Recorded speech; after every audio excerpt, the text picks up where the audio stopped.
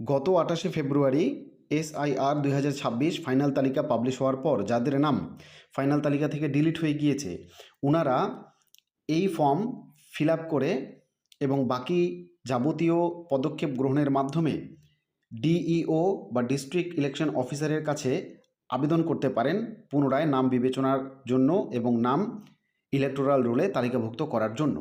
তো ফর্মটা খুবই সিম্পল, কি রয়েছে আমরা একবার দেখে নিচ্ছি।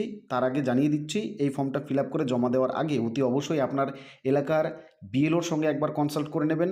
উনার কাছে নতুন কোনো ফর্ম্যাট থাকতে পারে বা উনি হাতেও আপনাকে লিখে দিতে পারে, কিংবা আপনি যদি নিজেও হাতে লেখেন তাও কিন্তু হবে। একবার ফর্ম্যাটটা বুঝে নিন কী কী ডেটা এখানে দিতে হবে। এখনও কিন্তু ইসিআই এর তরফ থেকে পরিষ্কার কোনো ফর্ম্যাট পাওয়া যায়নি, অতএব ওনারা দেবেন বলে মনেও হয় না।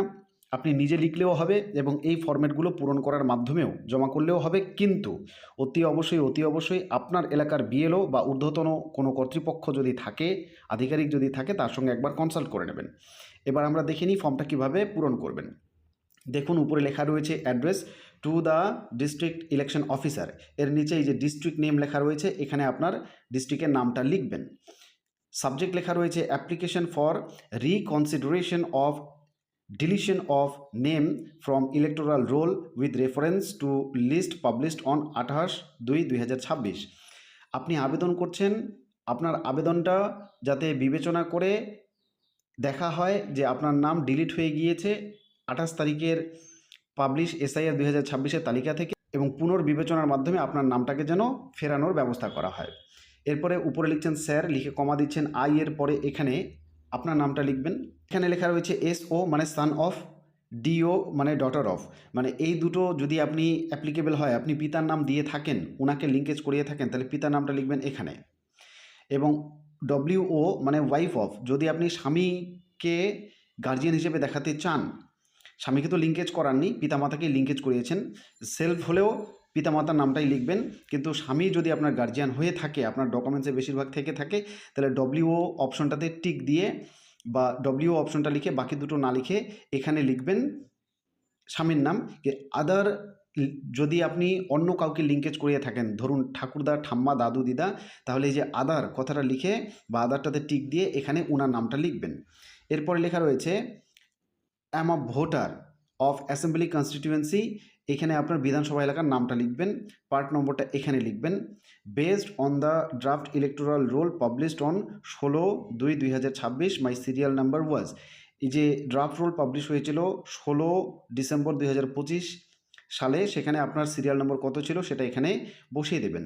অ্যান্ড এপিক নাম্বার ইজ, এই যে এপিক নাম্বার ইজ এখানে গ্যাপটা নেই, এই গ্যাপটা আপনারা দিয়ে দেবেন, দিয়ে এখানে আপনার বর্তমান যে এপিক নম্বরটা বা ইলেকটোরাল রোল যেটা পাবলিশ হয়েছিল ড্রাফট হিসেবে, সেখানে যে আপনার এপিক নম্বরটা রয়েছে সেটা বসিয়ে দেবেন।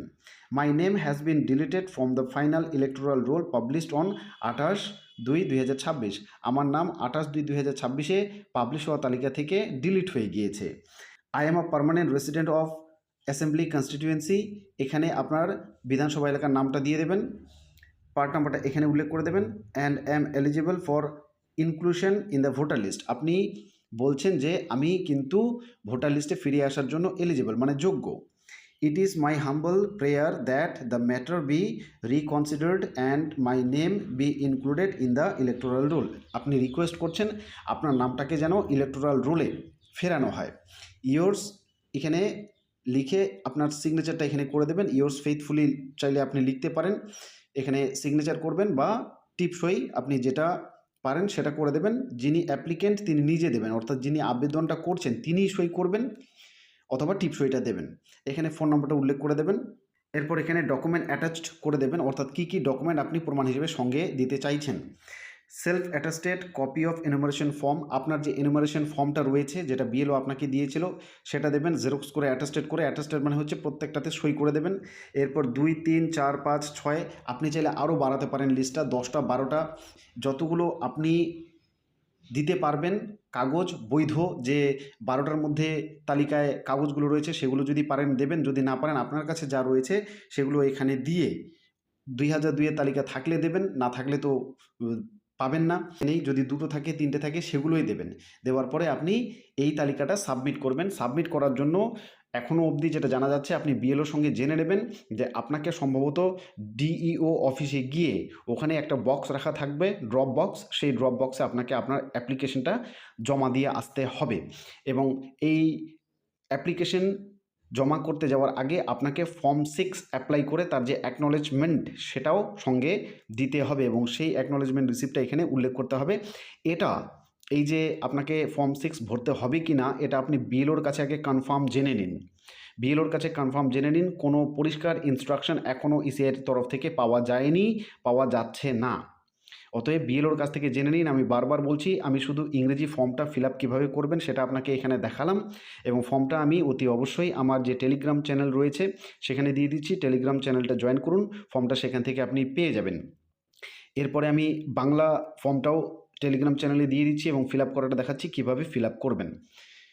আরও যদি কোনো কোশ্চেন থাকে করতে পারেন। অতি অবশ্যই প্রতিটি ক্ষেত্রে আপনার এলাকার বিএলও বা ইআরও বা এইইআরও যদি থাকে ওনাদের সঙ্গে কনসাল্ট করে তবেই কিন্তু কাজটা করুন, বারবার বলছি।